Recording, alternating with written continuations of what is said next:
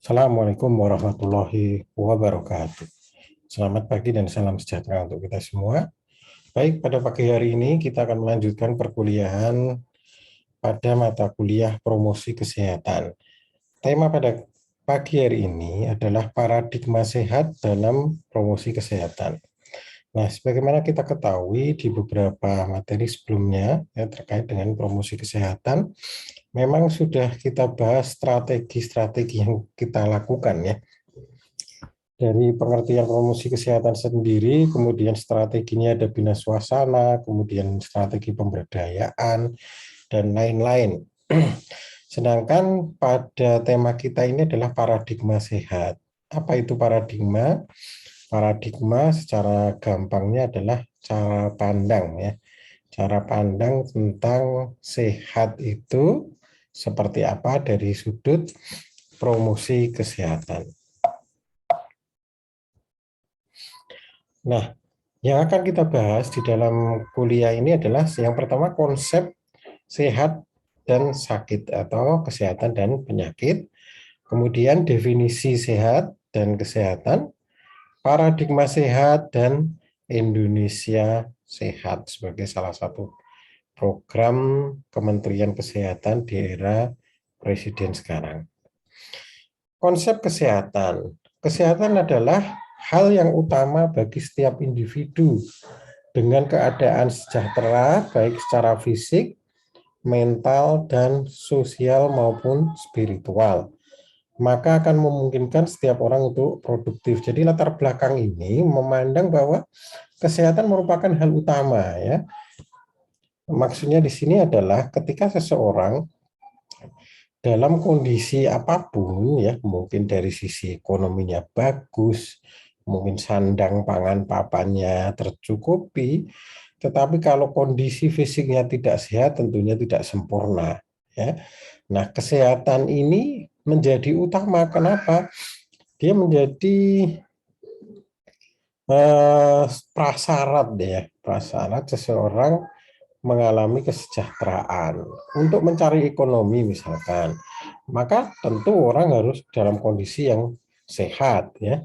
Kemudian orang ingin belajar di perguruan tinggi atau kuliah atau sekolah dan lain-lain.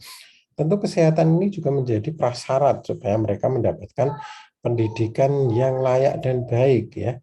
Kalau orang kuliah dalam kondisi sedang sakit ya, tentu ilmu yang akan didapatkan atau dicapai tidak sebanyak atau semudah pada orang yang sehat. Sehingga kesehatan di sini bisa dikatakan sebagai hal yang utama bagi setiap individu. Nah, kesehatan sendiri ada 4 aspek yang dilihat, yaitu fisik, mental, sosial, dan spiritual. Ketika 4 ini ada dalam diri seseorang secara aktual terpenuhi gitu ya, maka akan menciptakan seorang individu yang lebih produktif. Konsep kesehatan memperhatikan individu sebagai sebuah sistem yang menyeluruh dengan mengidentifikasi faktor internal dan eksternal. Jadi konsep kesehatan di sini memandang bahwa individu sebagai sebuah sistem ya, karena individu sendiri bagian dari sistem makro yaitu lingkungan, kemudian sosial masyarakat dan lain-lain. Kemudian ada sebagai sistem mikro sendiri bahwa individu tersebut terdiri dari berbagai macam organ ya, sel dan lain-lain yang terorganisir menjadi seorang individu manusia. Nah, di sini sehingga ada apa? Ada faktor internal dari manusianya itu sendiri dan juga ada faktor eksternal yang akan mempengaruhi perilaku dan status kesehatan seseorang. Nah, kesehatan merupakan hasil interaksi berbagai faktor baik internal maupun eksternal. Kalau kalian sudah belajar tentang model konsep ya, model dari Newman, Betty Newman misalkan, Betty Newman itu juga menganggap manusia sebagai sebuah sistem ya. Jadi ada sistem yang saling berinteraksi di situ. Nah, di promosi kesehatan ini juga memiliki sudut pandang yang sama. Yang pertama adalah internal. Apa saja yang dilihat dari sisi internal dari seorang manusia? Sisi biologis, ya, tentu yang pertama dari sisi biologisnya, ya, kemudian dari sisi fungsi, dia jenis kelamin, kemudian, ya, apakah organ-organnya normal ataukah ada yang sakit, ya, kemudian, ya, kondisi fisiknya bagaimana, apakah kebersihannya dan lain-lain. Dari sisi fisiknya itu dilihat, ya. Kemudian dari sisi psikologis, ya, psikologis atau mentalnya itu seperti apa, kemudian perilaku, ya, dan genetik atau dari keturunan, ya. Sedangkan faktor eksternal yang perlu kita waspadai di dalam interaksi manusia dengan eksternal atau lingkungan, ya, yang ada di sekitarnya, baik berupa lingkungan material, ya, maksudnya adalah lingkungan alam, gitu ya, sosial budaya dari masyarakat, serta sarana dan prasarana yang bisa digunakan untuk memenuhi status kesehatan. Definisi menurut WHO tentang kesehatan yaitu keadaan sempurna baik fisik, mental maupun sosial. Ya. Jadi ada 3 unsur, fisik, mental, sosial, dan tidak hanya bebas dari penyakit atau cacat. Ya. Memang di sini tidak menempatkan faktor spiritual, ya. Ini mungkin karena memang WHO ini, World Health Organization, ini mengambil definisi yang lebih umum, ya, karena di belahan bumi, ya, negara lain, ya, bumi yang lain itu bisa dikatakan ada sebagian yang memang tidak memiliki kepercayaan terkait dengan agama, ya, ketuhanan dan lain-lain, maka di sini tidak mencantumkan spiritual. Ini nanti berbeda dengan definisi dari Kemenkes, ya. Konteks Indonesia kita mengakui spiritualitas. Nah, dilihat di sini yang pertama adalah fisik. Jadi sehat dari sisi fisiknya. Tidak ada organ dalam maupun bagian tubuh luar si orang tersebut yang mengalami suatu permasalahan, ya, baik fungsi maupun struktur organnya. Kemudian mentalnya juga sehat dan sosialnya, yang tidak hanya bebas dari penyakit atau cacat, ya.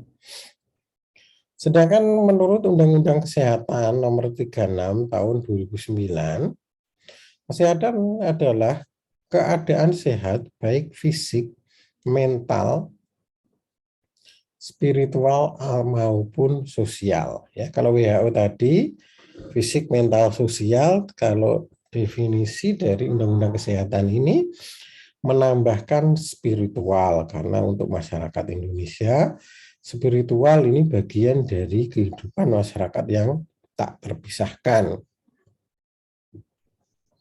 Sehingga orang yang memiliki spiritual yang baik maka dikatakan juga bagian dari seseorang yang sehat, yang memungkinkan setiap individu untuk hidup produktif secara sosial dan ekonomi. Ya. Ini juga yang membedakan dengan WHO. Kalau WHO tadi sehat fisik, mental, sosial yang tidak hanya bebas dari, ya, sakit atau kecacatan. Sedangkan di Undang-Undang Kesehatan, fisik, mental, spiritual, sosial itu memungkinkan untuk hidup produktif. Jadi kalau orang fisik sehat, mental sehat, spiritual dan sosial sehat tapi nggak bekerja, itu juga tidak dikatakan sehat, ya, gitu. dan ekonomi, jadi secara sosial dan ekonomi. Ya, jadi harus bersosialisasi juga di masyarakat. Keempatnya ini saling memengaruhi dalam mewujudkan status kesehatan. Nah, sedangkan pengertian dari sakit adalah keadaan yang mengganggu keseimbangan status kesehatan. Ya, jadi kondisi fisik, mental, spiritual, dan sosial tadi, ketika ada gangguan, baik salah satu ataupun keseluruhan dari 4 komponen sehat tadi, yang mengakibatkan gangguan fungsi, ya, tubuh di sini, maka dikatakan sebagai sakit. Ya, ini pengertian dari sakit. Sedangkan pengertian lain dari sakit adalah persepsi. Nah, kalau bicara persepsi pasti ini subjektif ya. Jadi satu orang dengan yang lain itu ada perbedaan. Nah, kita baca dulu. Persepsi seseorang terhadap perasaannya ada gangguan terhadap aktivitas sehari-hari. Ya. Akibat adanya kelainan atau penyimpangan fungsi dan struktur jasmani, mental, dan sosial yang sedang dialami dari keadaan normalnya.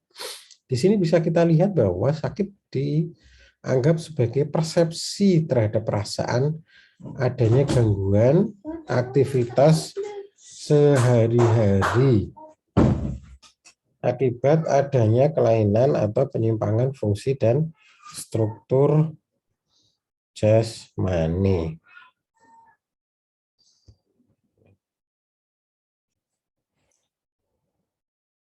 Ya, adanya penyimpangan fungsi dan struktur jasmani ya, mental dan sosial dari keadaan normalnya.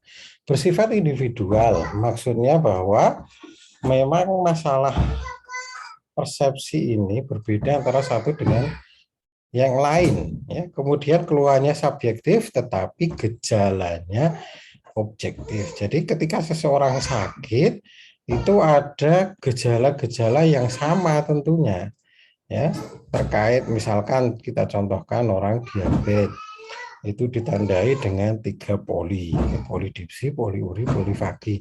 Itu gejala objektifnya sama ya.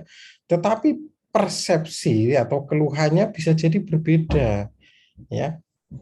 Keluhannya ada yang mungkin merasa kencingnya pada saat kencing ada perasaan nggak nyaman, itu berbeda antara satu dengan yang lain ya, sedangkan gejala objektifnya sama.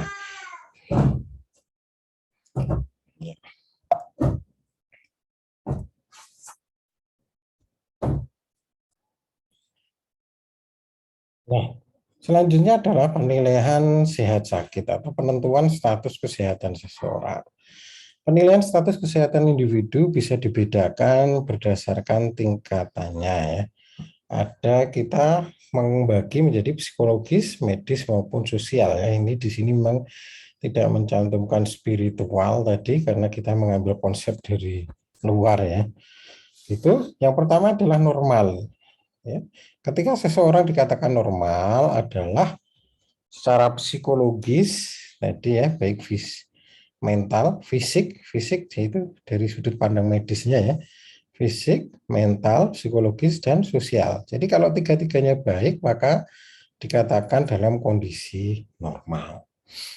Kemudian pesimis ya, pesimis. Jadi secara fisik bagus, medisnya dicek nggak ada kelainan organ, fungsi fisiologi, kemudian sosialnya baik, masih baik ya, tetapi secara psikologis mengalami permasalahan. Misalkan orang sedang cemas, takut, ya, ini bagian dari pesimistik, ya. Berarti yang ada masalah atau gangguan adalah psikologisnya. Kemudian sosial ill atau sakit secara sosial. Dia mungkin secara psikologis, ya, secara psikologis baik, ya. Kemudian secara medis baik bagi dirinya. Tetapi di sosial masyarakatnya yang tidak pernah bersosialisasi, ya, ataupun dia di masyarakat justru menjadi pengganggu. Ya. Nah, ini bisa dikatakan sebagai social ill. Kemudian hipokondriasis itu seseorang yang merasa bahwa dia mengidap suatu penyakit tertentu yang serius, tetapi sebenarnya hanya perasaan. Ya. Secara medis dia normal ya, ketika dicek medis. Nah, bedanya pada hipokondriasis ini, dia tidak hanya sakit secara psikologis untuk dirinya sendiri, tetapi dia juga sakit secara sosial di hadapan orang lain, ya, di masyarakat. Kemudian medically ill ya berarti dia sakit secara fisik. Kemudian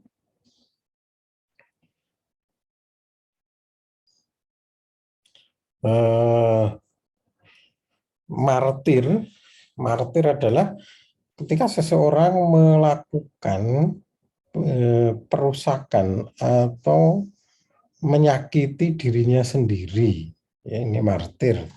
Ya. Jadi menyakiti dirinya sendiri. Nah, ini secara psikologis jelas sakit ya.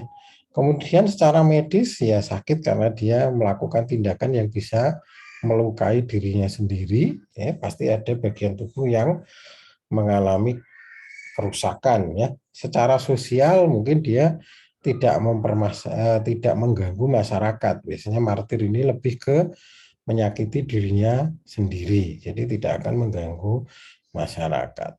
Kemudian optimistik ya terlalu berlebihan. Ini secara psikologis baik, tetapi secara medis dan sosialnya sakit ya. Dia orang yang sakit secara fisik, tetapi tidak mau berobat. Ya, misalkan seperti itu, mungkin bagi dia secara psikologis bagus karena dia merasa baik-baik saja gitu ya, tetapi secara medis padahal ada gangguan fungsi organ dan lain-lain, dan secara sosial tentunya juga merepotkan ya, baik keluarga maupun masyarakatnya. Kemudian seriously ya, jadi sakit yang serius ini berarti sudah keseluruhan dari tiga hal ini semuanya sakit ya, baik psikologis, medis maupun sosial. Jadi penilaian medis bukanlah satu-satunya untuk menentukan bahwa seseorang itu bisa dikatakan sehat atau tidak ya. Ada yang mampu melakukan aktivitas psikososial meski medis sedang dinyatakan sakit. Jadi ada orang yang sakit ya secara fisik tetapi dia psikologinya baik gitu ya. Kemudian sosialnya baik. Ada juga yang lainnya tadi. Nah, sakit dengan penyakit itu tidaklah sama ya. Kalau sakit tadi persepsi ya, individual yang secara subjektif mungkin bisa berbeda ya. Tapi kalau penyakit adalah kondisi objektifnya. Ya. Penyakit adalah kesimpulan dari semua keluhan dan gejala. Ya. Jadi kesimpulan dari keluhan dan gejala. Sebagaimana kita baca tadi, kita pahami di definisi dari sakit di atas tadi ya, bahwa gejala itu objektif, sama antara satu orang dengan yang lain. Nah, definisi dari penyakit ini adalah kesimpulan dari keluhan dan gejala ya, menyimpang dari fungsi dan struktur jasmani, mental, dan sosial pada diri seseorang. Nah, sehingga ketika seseorang dikatakan memiliki penyakit tertentu, berarti dia sudah menunjukkan keluhan dan gejala yang objektif. Ya, sehingga bisa disimpulkan, oh ini terkena penyakit hipertensi, dia terkena penyakit diabetes. Kenapa disimpulkan dia kena penyakit diabetes? Karena ada keluhan dan gejala objektif. Ya.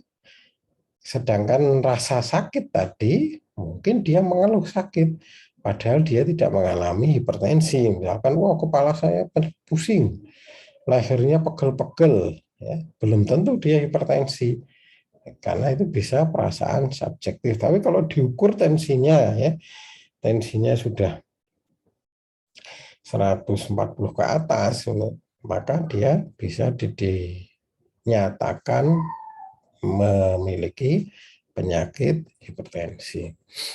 Nah, dari kebenaran kesimpulan tergantung dari ilmu pengetahuan dan teknologi yang dimiliki dan digunakan. Jadi untuk penentuan kesimpulan memang tidak hanya subjektif dari keluhan saja tadi ya, harus ada pengukuran ya, menggunakan teknologi dan juga ilmu pengetahuan yang sudah terbukti ya, evidence base ya. Ada evidence base-nya ketika gejala tertentu dipastikan merupakan gejala dari suatu penyakit tertentu, itu harus ada evidence base-nya ya. Kalau medis ya evidence base medis, kalau perawat ya evidence base nursing-nya. Maka ada metode penarikan kesimpulan atau diagnosis dengan terstandar dan sistematis untuk menentukan suatu penyakit. Selanjutnya adalah terkait perilaku sehat sakit, yaitu penilaian status kesehatan merupakan salah satu faktor penentu, ya, penentu perilaku individu. Perilaku sehat bila menganggap dirinya sehat, ya. Perilaku sakit bila menganggap dirinya sakit. Ya, jadi ketika seseorang melakukan upaya untuk memelihara dan meningkatkan kesehatannya, maka ini dikatakan sebagai perilaku sehat. Jadi ketika seseorang sehat, dia sedang mengupayakan pemeliharaan dan selalu meningkatkan kesehatannya melalui perawatan kebersihan, kebugaran dan olahraga serta makanan yang bergizi, maka ini merupakan perilaku sehat. Sedangkan perilaku sakit adalah perilaku yang dilakukan orang sakit. Ya, ketika seseorang sakit, yaitu memantau keadaan tubuhnya, menginterpretasikan gejala yang dialami, melakukan upaya penyembuhan dan mengakses ya, layanan kesehatan. Kita masuk ke paradigma sehat, yaitu suatu cara pandang mendasar. Ini paradigma dulu ya.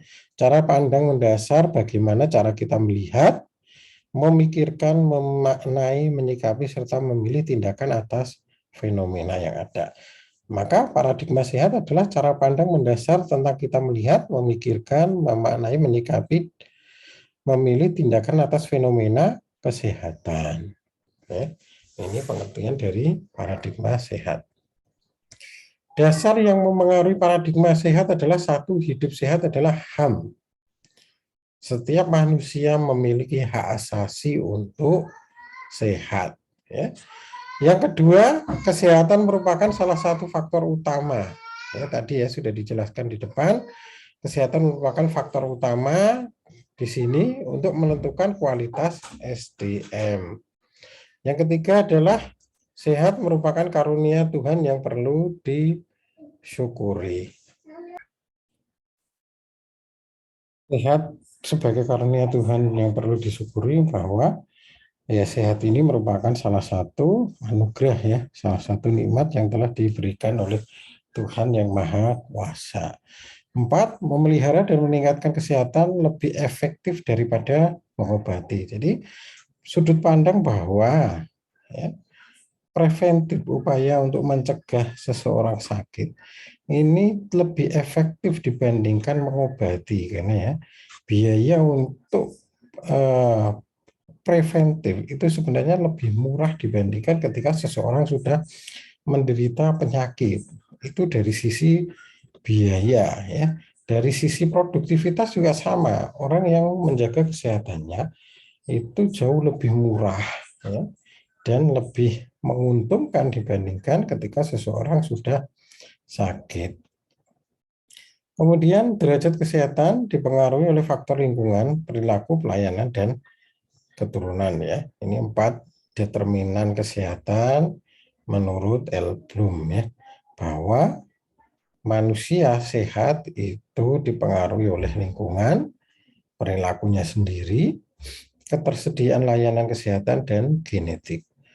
Yang keenam, adanya transisi demografis dan epidemiologis. Ya. Jadi ada perubahan dari penyakit-penyakit infeksius menular ya, menjadi penyakit-penyakit degeneratif.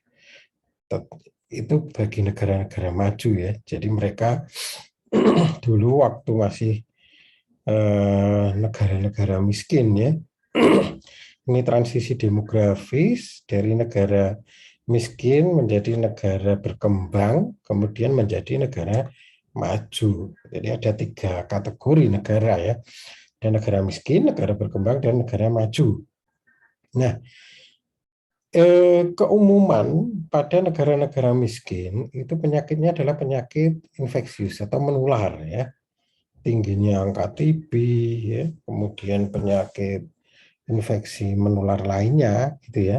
Sedangkan di negara-negara maju itu penyakit infeksinya lebih rendah, tetapi penyakit degeneratif itu yang jauh lebih tinggi ya, angka diabetes, angka jantung, angka hipertensi itu jauh lebih tinggi. Nah, pada negara berkembang sebagai negara yang di tengah-tengah transisi, seperti di Indonesia ini malah justru dapat dua-duanya. Ya, penyakit infeksius masih dapat, ya, penyakit degeneratif sudah mulai banyak. Ya, maka Indonesia ini merupakan salah satu negara dengan kasus masalah kesehatan yang paling kompleks dan bisa dikatakan sangat lengkap. Ya. Kalau mungkin di Amerika sana, mencari orang yang menderita penyakit tuberkulosis atau TBC ya, bisa jadi secara teori mereka punya pengetahuan, tetapi ketika praktek mencari pasien gitu ya, untuk diobati atau pada saat mahasiswa residensi ya, mungkin sedang praktek kalau kita praktek profesi, bisa jadi mereka nggak akan menemukan karena di sana sudah nggak ada bisa dikatakan. Ya. Nah di Indonesia ini ada TBC masih banyak ya, orang diabetes jantung banyak, jadi infeksinya masih banyak, degeneratif sudah mulai banyak. Ya, maka kita sebagai perawat itu tantangannya juga sangat besar. Ya. Tetapi secara kasus kita diuntungkan dengan kompleksitas permasalahan kesehatan, sehingga perawat Indonesia itu kalau bekerja di luar negeri dicari ya, karena secara pengetahuan dan secara praktis kita bisa mendapatkan selama proses pembelajaran dengan baik. Kemudian faktor mendorong paradigma sehat. Yang pertama adalah pelayanan kesehatan yang fokus pada orang sakit ternyata tidak efektif. Karena apa? Kos mengobati, biaya, kos biaya maksudnya di sini untuk orang sakit itu sangat tinggi. Ya, kita pernah dengar BPJS defisit tiap tahun ya, meskipun 1 tahun ini sudah mulai imbang ya pemasukan dengan pengeluarannya, tetapi beberapa tahun yang lalu itu biaya pengobatan jaminan kesehatan nasional atau JKN BPJS kesehatan itu mengalami defisit. Kenapa? Karena biaya untuk orang sakit itu sangat tinggi. Ya. Kemudian perubahan konsep sehat dimasukkan unsur sehat produktif secara sosial ekonomis. Dari di dalam definisi Undang-Undang Kesehatan tadi, konsep sehat tidak hanya bebas dari sakit, ya. Ya, jadi fisik, mental, spiritual, dan sosial tidak hanya bebas dari sakit, tetapi juga mampu hidup secara produktif dan ekonomi. Kemudian ada transisi epidemiologi tadi dari penyakit infeksi ke penyakit degeneratif. Adanya transisi demografi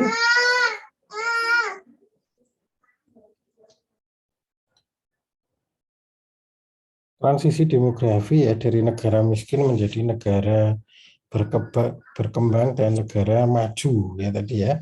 Sedangkan transisi demografi itu dari penyakit menular ke penyakit degeneratif ya.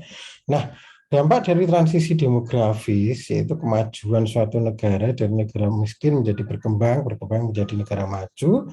Ini ternyata meningkatkan usia harapan hidup manusianya sehingga masyarakat atau manusianya memiliki umur yang lebih panjang ya.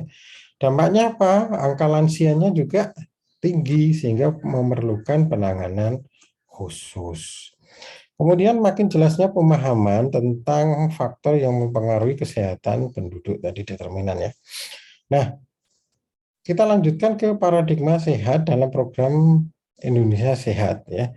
Program Indonesia Sehat atau PIS ya, ini merupakan visi misi dari Presiden sekarang dalam bidang kesehatan dan menjadi program dari Kementerian Kesehatan. Yakni upaya untuk mewujudkan masyarakat Indonesia yang berperilaku sehat, hidup dalam lingkungan sehat, mampu menjangkau pelayanan kesehatan yang bermutu untuk mencapai derajat kesehatan yang setinggi-tingginya. Di sini yang dilihat adalah satu, untuk mewujudkan Indonesia sehat adalah perilaku masyarakatnya yang sehat, lingkungannya sehat, dan keterjangkauan pelayanan kesehatan ya untuk mencapai derajat kesehatan yang setinggi-tingginya.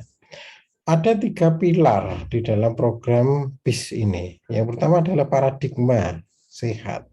Nah, paradigma sehat ini yang sedang dikampanyekan supaya masyarakat memiliki cara pandang paradigma sehat sampai perilaku sehat, gitu ya.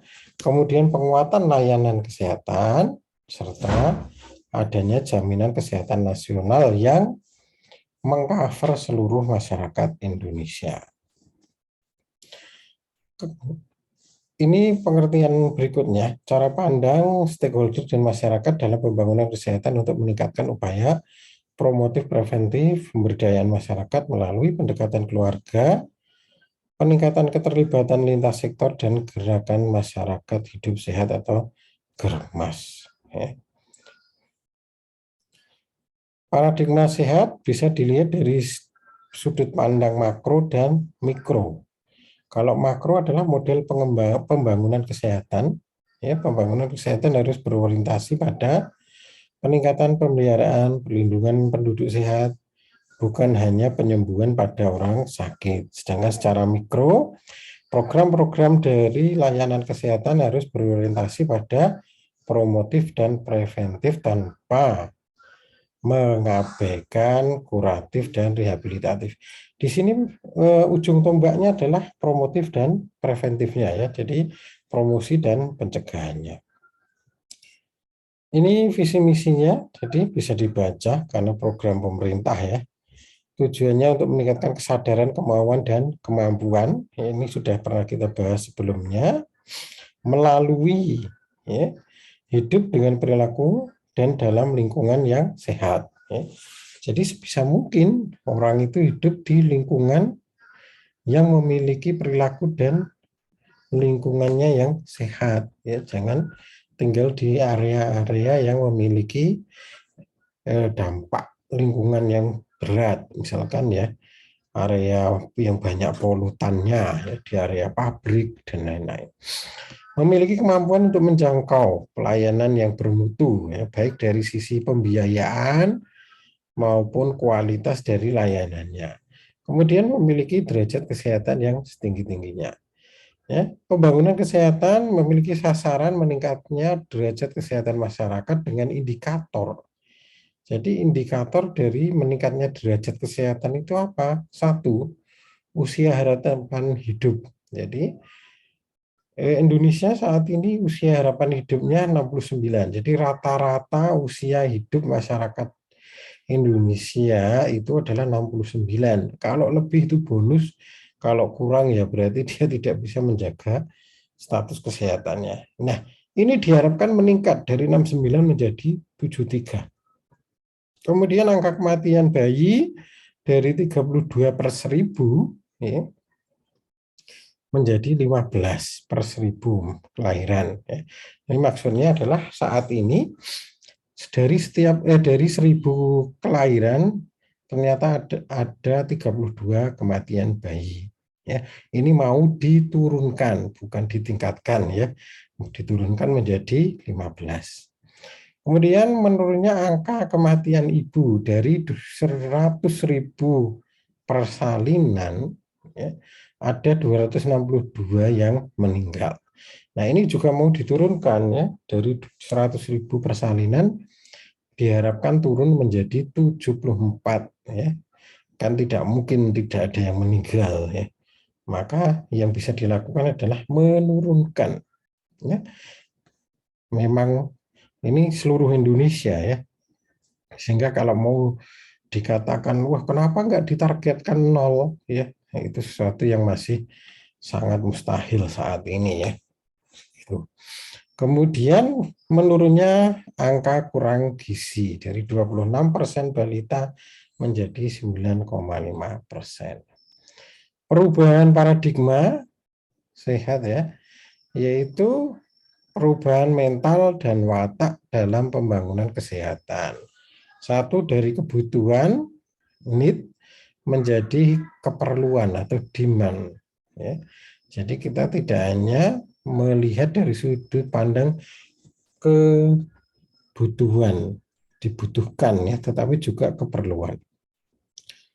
Kesehatan sebagai konsumtif menjadi kesehatan sebagai investasi. Jadi sehat itu sebagai sebuah upaya investasi jangka panjang. Jangka pendek treatment, jangka panjang pengembangan SDM. Jadi kita tidak lagi berorientasi jangka pendek untuk pengobatan saja, tapi lebih ke menjaga supaya orang itu tetap sehat. Pelayanan medis ke pelayanan kesehatan, karena kalau medis itu hanya berorientasi pada masalah penyakit fisiknya tadi ya, maka orientasinya harus berubah menjadi pelayanan kesehatan secara holistik ya. Manusia harus dipandang secara holistik ya, menyeluruh, tidak hanya fisik tapi juga mental, spiritual dan sosialnya. Dari terfragmentasi atau pecah-pecah menjadi terpadu ya. Jadi ada kolaborasi di situ antara psikolog, dokter, perawat, bidan dan profesi-profesi kesehatan lainnya.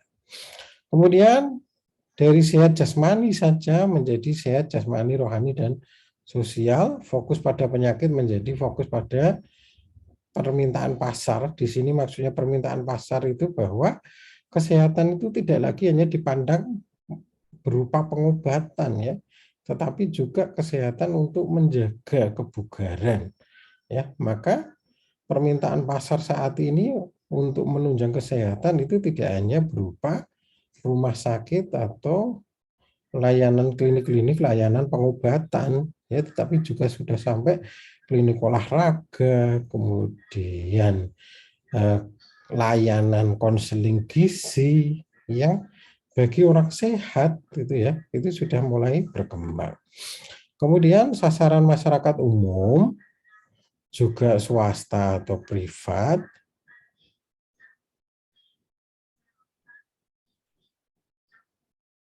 ya. Kemudian ya, masyarakat umum atau publik ini milik pemerintah menjadi juga keterlibatan swasta maksudnya ya. Kalau selama ini mungkin layanan kesehatan masih didominasi RSUD ya, maupun puskesmas ya. Sekarang bergeser ke arah swasta. Jadi private atau swasta itu boleh memberikan layanan kesehatan. Kemudian dari urusan pemerintah saja menjadi urusan masyarakat dan swasta. Ya, ini bagian dari pemberdayaan, ya, pemberdayaan dan kerjasama lintas program dan lintas sektor. Dari subsidi pemerintah menjadi pengguna jasa. Ya. Kemudian biaya setelah pelayanan berubah menjadi biaya di muka. Ya, maksudnya adalah ke asuransi ya. Kalau selama ini orang sakit, berobat, rawat inap, nanti setelah pulang membayar ya. membayar baru boleh pulang. Sekarang orientasinya berubah menjadi sistem asuransi. Jadi membayar premi ketika sakit digunakan. Ya. Membayar premi itu kan di depan. Ya. Ketika sakit maka kartu asuransinya bisa dipakai sehingga dia tidak perlu membayar biaya rumah sakit secara keseluruhan.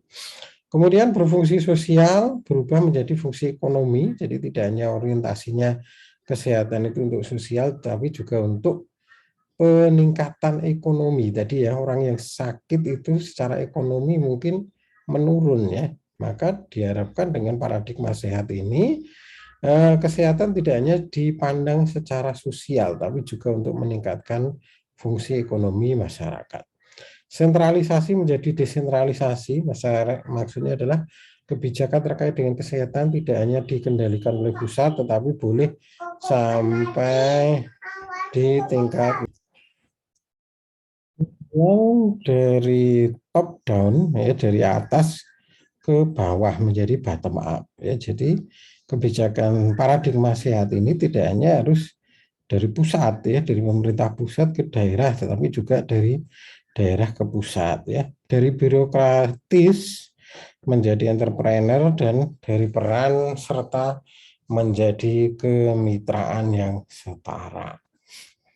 Nah, terakhir paradigma sehat adalah ringkasannya ya, cara pandang pola pikir dalam pembangunan kesehatan dengan meningkatkan upaya promotif dan preventif sehingga diharapkan meningkatkan derajat kesehatan di mana derajat kesehatan seseorang ya ada 4 determinan atau faktor yang mempengaruhi yaitu lingkungan, perilaku, layanan kesehatan dan genetik. Baik, itu materi pertemuan pada kali hari ini. Terima kasih atas perhatiannya. Semoga bermanfaat. Wassalamualaikum warahmatullahi wabarakatuh.